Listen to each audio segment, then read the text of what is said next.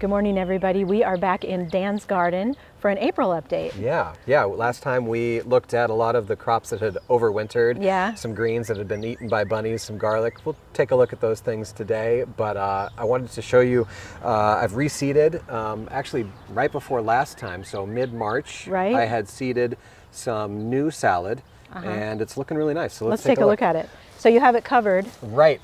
Because of the rabbits, right? Yeah, exactly. Yeah. And also insects. You know, this is, we've got some arugula right here, some salad mix that is in the brassica family also, ooh, yeah, and some lettuces on the far side there. there. So beautiful. I'm so excited. Look at these. Yeah, and so insects, there's flea beetles are really bad. They ravage the brassica family ones. Okay. And in fact, I may see some damage in here from them already, but I cover it because typically that excludes them. That keeps them from coming in and laying eggs, and well, whatever's under here is under here, but yeah, it's true. You don't get new ones. Right. And they just nibble little holes in the leaves and make them look like Swiss cheese. But you can still, I mean, you can still eat them. It's Yeah. just, they don't look as pretty. Exactly. Yeah. Exactly. And so how long will you leave the row cover on? Usually I leave on greens like this, I will leave it on the whole time. Oh, okay. If I leave it off, the bunnies will just come in and just nibble it down. And so if I want to harvest, I need to leave it on. And at this time of year, it's 2 months or so. You know, as long as you leave it loose enough, the crop just grows and water goes through it, light goes through it. No problem. It gives a little bit of warmth, so it forces it a little bit to grow more. Okay. Matter of fact, I would have expected this to be harvestable by now because we are now in mid-April. Right. And you know, I force it with this plastic tunnel typically. Yeah. But the problem is that we had that couple of rounds of storms come through this last week, and I was away for one of them, and I didn't want this whole thing to just blow. So I took the plastic down so it wouldn't act like a sail, and it has not been forcing this as much. It's been a little cooler then since it hasn't had the plastic over it. Exactly. And so will you thin these out or leave them alone? Yeah, that is one thing that I'm going to need to do this week.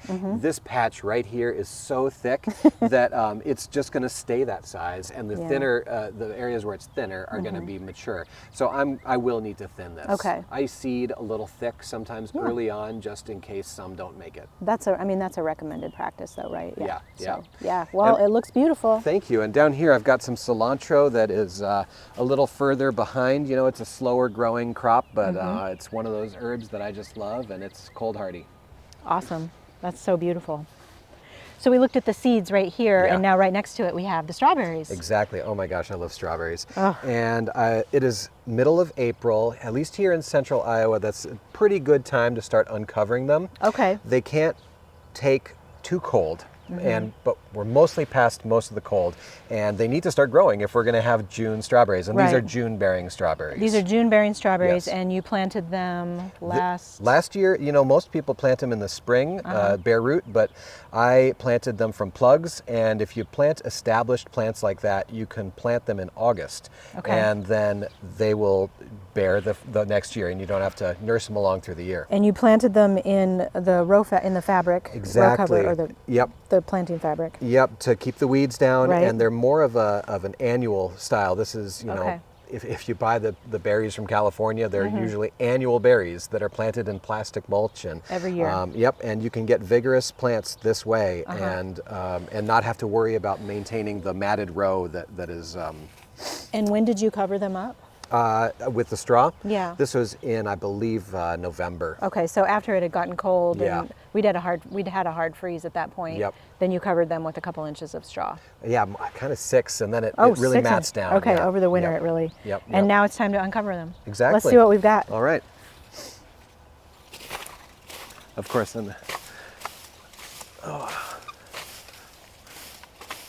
Sometimes it's just easier to do it with the hands. And so I noticed that some of them are, you know, full.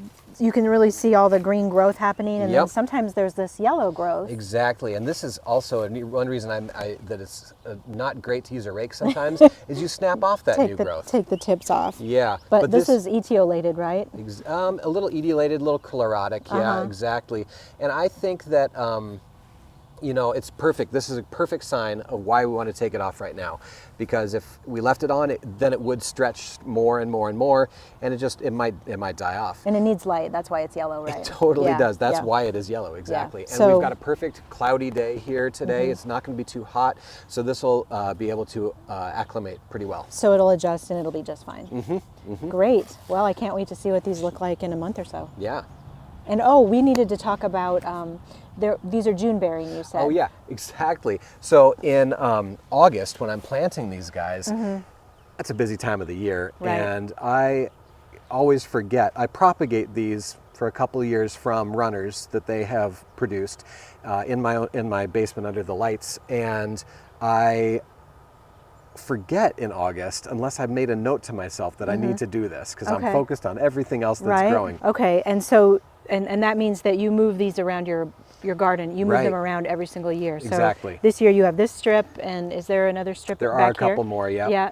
And we're gonna, I think, on the outside edges. So where this salad is right now is going to be strawberries this coming fall. So you'll plant these in August. Yeah, This year. late summer. For next year's Exactly. crop. Okay. Good. So this is the strip where we checked greens and cilantro Right. last month, and now it's time to turn that under and start a new bed here, right? Exactly. So, but you don't till. Not anymore. That is how we initially broke ground here. This was just all grass. Right. And so we hired somebody to come till it, but then after that it has been quote unquote no-till. You can quibble about what that means. There's a spectrum of what people call Yeah. no-till, but this is one way people do it, and this is a broad fork. And why do you broad fork it? So it still introduces air and breaks up the soil a bit, but it does not invert anything or beat up the soil like a rototiller will. So a lot of the microorganisms and everything are all still able to. They're still where they started. Yeah. Yep. And so this is a hand. It loosens things up so the seeds can get a quicker start and things can move around. The air, like mixing a little bit, does get it warmer. It loosens it up so roots can go down uninhibited. It seems to do pretty well. And it's a good workout. Exactly. Yeah. And I want need to that try piece. it. I've never done a broad fork. All right, so I'll show you how to you'll do it, show and then me you what get to do. yeah. So, now, when we first came here, and right after it was tilled, the first time we were doing this, it did not sink in as easily as that. You'd jump on it, and it would just soil. it would just go. And you'd have to You'd be just up on pogo top. on it. You have to bounce on it some. Yeah, exactly. That's crazy. So you don't even bring it all the way up. You just Nope. really just move the tines through the soil, Yep, and 30 to 45 that's good degrees. enough. Because if you're taking it all the way down to the ground, then you do end up inverting things. It's Yeah. not, and it's just And this more is work. just a loosening.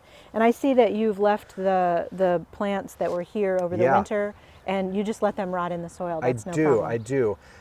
The roots that they have sent down, as those rot, those will make more air spaces Right. in the ground, and that living, tissue breaking down is, the microbes will cycle the nutrients and feed the next crop. Good organic matter. Yep. And then after you've done all this, then you'll put what'll happen after you've finished broad forking here. Yeah, well, let's. I can show you. We're gonna Sure. we're gonna hoe. We're gonna add fertilizer and then break up clods and then rake it smooth. Perfect. All right, can I try it? Yeah, please.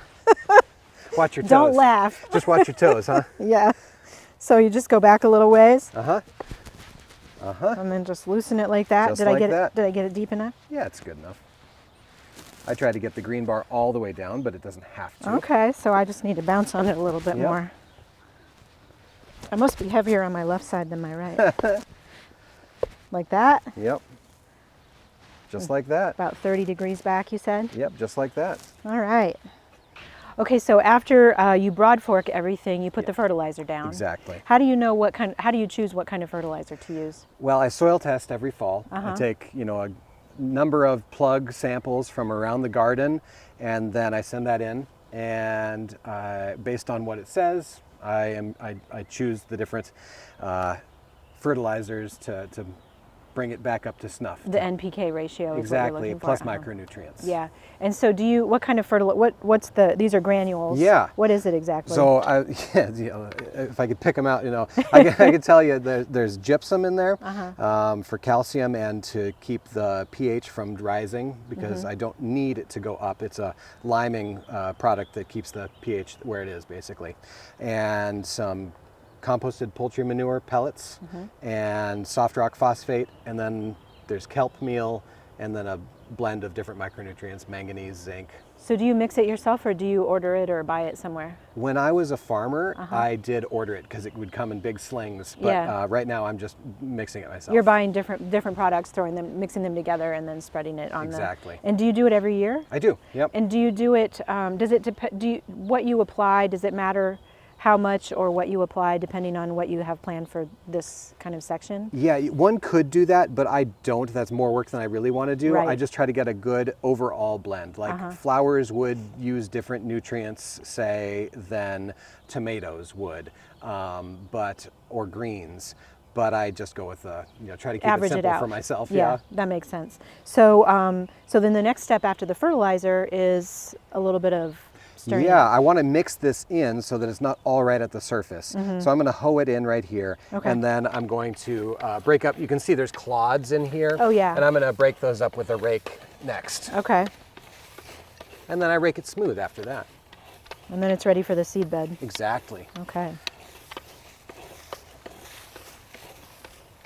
Do you get rid of the debris, the leaf and straw debris, or do you just leave that? I do get rid of all that debris because it's really not helping things when it's just going to block seeds, and so that'll come off when I rake it smooth.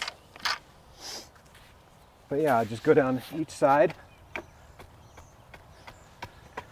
When it's nice and moist, we got about an inch of rain last week, about a week ago, and that is still making this nice and friable. The soil looks great. Oh my gosh, it's so nice, yeah. And then I'll come on your side. But yeah, when it's been dry, these clods are a lot harder. It's hard work then. Yeah. One could argue I don't even have to be doing this step right now. It's not really that cloddy. But then I just like a super gentle rake over the top to get the clods and any bigger clods, and also just the leaf debris. Sort of at an angle, and the big debris just sort of sheds off the edge. And then I'm going to come a little bit closer to you. It looks perfect now. Just like that. Were there strawberries in this bed at some point? Or no, this is... The strawberries have crept. This is cilantro right here. Oh, yeah. I'm going to pull that out. But you can see that taproot right there. Look at that. So, this is what I'm hoping when I hoe it earlier. I'm hoping that this will just like have snapped off, leaving that in there. And as this rots, it's a nice air space for making, space for new roots and feeding the microbes. Very nice. Okay. But yeah, you're not wrong. There are strawberries that are a little like bit right here, creeping over from over here, the runners. Will you dig those up, and is that what you'll propagate? No, these ones I'll just hoe in, but they're always sending out new ones. Yeah. So yeah. those are the ones that'll become next year's. Yep. As we just talked about. Yep.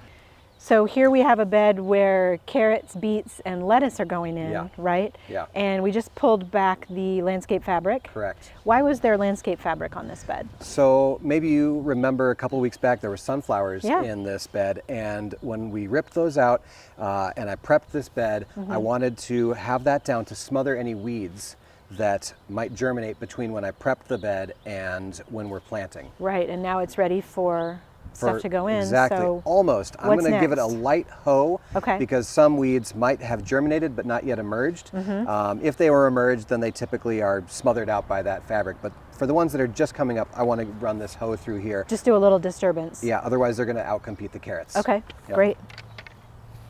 But I want to stay above 2 inches because that is, if I go deeper than 2 inches, then I bring up new weed seeds. There was one right there. And all weeds in a season come from the top 2 inches of soil.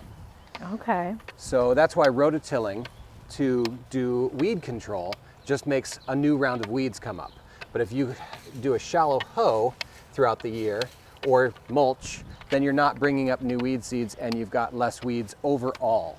Because some seeds can live in the soil for, I mean, decades, right? Oh yeah, certainly decades, yeah. Perfect.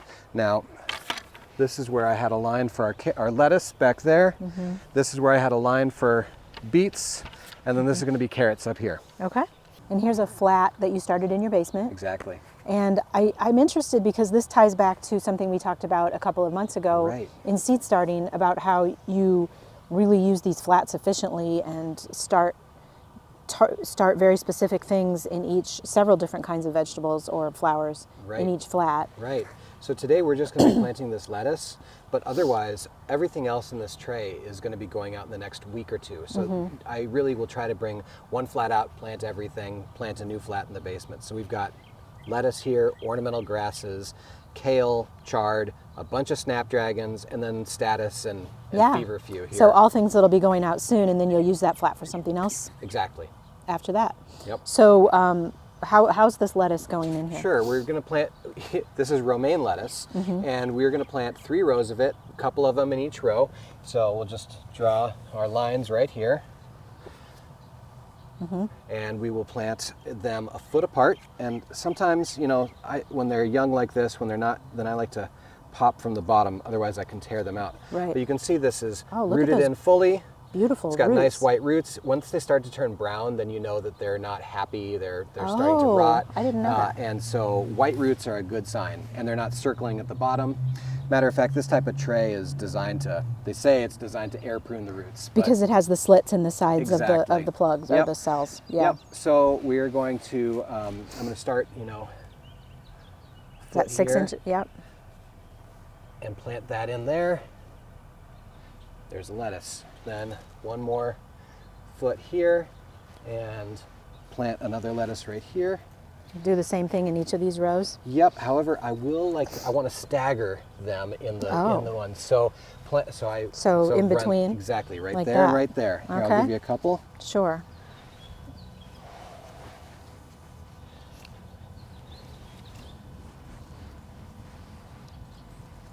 Do you loosen the roots at all, or do you just pop them right down in? Just pop them right in. If they were circling around, then I would. And one thing we did was a couple weeks back, thinned, because we had seeded a couple seeds per cell. We had really good germination this year. And if I left both plants in here, I'd end up with 2 half heads of lettuce. I want a nice head of romaine. And so here we are. So you thin them to do this. Exactly. And what, is there a specific variety that you like of romaine, or are you trying something different? Or This is salvias. Okay. I like it enough that I'm not, I'm not switching. Right. This is a full-size romaine. There's a lot of mini romaines that are on the market now, and you could plant those a lot tighter and get more heads. So these will get big. Yeah, I might even want to go with mini ones in the future. We'll see, because sometimes this is it's a lot of romaine, because all these are going to come on at once. Because they're cut. It's you harvest the whole head at the same time. This Yeah. isn't a cut and come again. Right, right. type. And if I were to do this in the summer, I have what I'm trying to say, I guess, is I have more leeway in the spring, because the cool weather doesn't make them bolt as fast. So I can plant 6 of them, and I can harvest over a 2-week period. And that our family can do that. We can take 6 heads of romaine down in 2 weeks. But if it was the summer, they would bolt much faster. And so they'd have to be all harvested in a really short window. Yeah, It's so I'd just plant too like much. 3 at a time instead of okay. 6. That makes sense. Yeah. Okay, good. What's next? Cool. We're going to be planting some carrots and beets right here, direct seeding. Perfect. So this section is going in beets. Right. Yep. And what do you have for beets? Yep, I've got Red Ace. This is one of my favorite varieties, and it's a reliable one. It's just nothing fancy. It's just a red beet. Makes a nice red round beet. Perfect. That's what we like. Yeah. And exactly. this is, have you saved this from year to year, or? No, I buy in. You know, every that year? is one thing I could try to do, but it's not a skill set that I have cultivated. To save your own seeds, Yeah. But how about the seeds in the package? Do you save them from year to year, or Oh, yes. do you start over every year? Yeah, good Definitely point. I do, save yeah. over. Yeah. But, you know, these are tested at the end of 2021, and their germination rate at that point was 95%. beets are pretty good at maintaining vitality. Onions are one that's not so good, so I wouldn't want to save them over. Yeah, and now that I read the package, Red Ace is a hybrid. It's an F1, so this wouldn't be one that I could save. But there are other ones, like Detroit Dark Red is a nice, open pollinated red beet that you could save if you wanted to. Yeah. Okay, so what next? All right, so basically I'm just gonna sprinkle them in here, and beets, each seed is multiple seeds. A little funny looking thing there, but 2 to 3 come out of each one. So I don't want them to be too close together here. Okay. Do you want me to seed some on this side? Yeah, if you want to, that'd be great. We're going for 1 inch or 2 apart. 1 inch or 2 apart. Yep. Okay. I'm just gonna, of course I've done way more than that, but I don't get too concerned about too tight. So we're gonna cover these up now, and I don't do anything fancy. I just sort of pinch the soil and go down and make it nice and smooth. If any of them fell out of the edge, then I try to cover them up there or with it, or bring them into the furrow. Do you water them right away? I will today, because we're not expecting rain. I will water these in right away. Okay. But then of course I gotta keep them watered. Right. So just like, do you set up a sprinkler, or do you do some hose right over each row, or how do you do that? I'll do the hose to get them watered in, and then I'm going to start the drip tape actually. Okay. And that'll water them in more fully. Then you don't have to worry as much. But yeah, a sprinkler for a direct seeded crop like this, a sprinkler does work better at keeping it wet than the drip tape, because I've only got 2 rows. There's 5 lines, excuse me, of beets. And there's only 2 rows of the drip tape. Exactly. I don't need more rows of drip tape to effectively water something that's got a nice root system already. But for the seeds, it's nice. Yep. So next we do carrots? Yeah. Okay, so then carrots go in this part. Exactly, and much bigger section than the beets. We all like to eat carrots more than beets. I've got a short days to maturity variety here. I believe it's just over 50 days to maturity. Mokum is the variety. Okay. 5 rows again of these. And these ones, we were talking about watering, and carrots can take quite a bit of time to come up. So I want to make sure to keep these things really well watered throughout the time that I have them before they germinate. So I'm going to be out here watering once or twice a day, keeping the very top of this soil wet. Once or twice a day? Yeah, I know it's kind of obscene, isn't it? But so is it just the surface? You're just sort of sprinkling over the surface of the soil? Yep, as close as I can to this furrow, and then when I gather the soil, it'll bring them all into the furrow. They like to be seeded pretty shallowly. Maybe you remember in our February talk when we were talking about depth of seeding, and bigger seeds get seeded deeper than smaller seeds. Yes, and carrot seeds are small. Yes, they are. And they're coated with a clay, so you can, on here, that's just why you can see them. I pinched it too tight. That's how you can see them coming out kind of white. Because they're actually black. Yeah, they're more dark. of a tan. Yeah, they just blend right in here. We can thank the seed company for this shot, can't we? Oh, and I just ran out. And how thickly do you sow? So I will sow them. This may be a little thick, but it's pretty good, honestly. And then you'll come back and thin later. Generally, I thin by harvesting. Like, I take the smallest ones out, or the biggest ones, leaving the other ones a gap, to size up. Right. But one could thin. If they wanted to just harvest them all at one time, you could come in and thin them out. Okay. Yep. But thankfully, I have another variety here that'll mature a little later, and that'll make for a nice succession for us. Unplanned, but it works. So you'll have 3 rows of your early crop, and and then a row and a half or row of this other one, which I also like, Yaya. Perfect. Do you have other sections of carrots planned in this garden this year? Or this is our spring carrot succession. Okay. So we are going to be exhausting this one probably mid-summer, and then our next one will come up. It will be ready to harvest in August probably. But yeah, we're going to have another planting of almost the same size in another bed. And you'll do that in early, probably mid-June to mid-June to early July. Okay, great.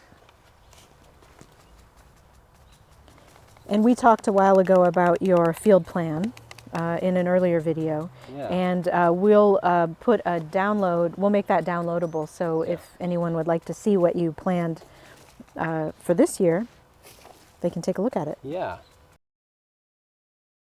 We pulled the drip tape back over the seeded bed, Yep. and now you want to put the row cover back on. Right, exactly. And why is that? What are we? Same thing, you know, all my early crops, until the food sources get more robust out in the landscape here for the bunnies, they will go after anything that comes up. The lettuce, bunny candy. Right. So we're going to cover all this up with this row cover.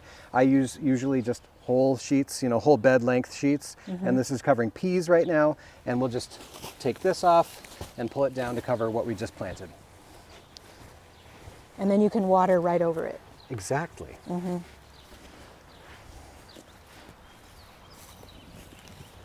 And a sandbag every like 6 to 10 feet is usually pretty good to keep it down in the wind.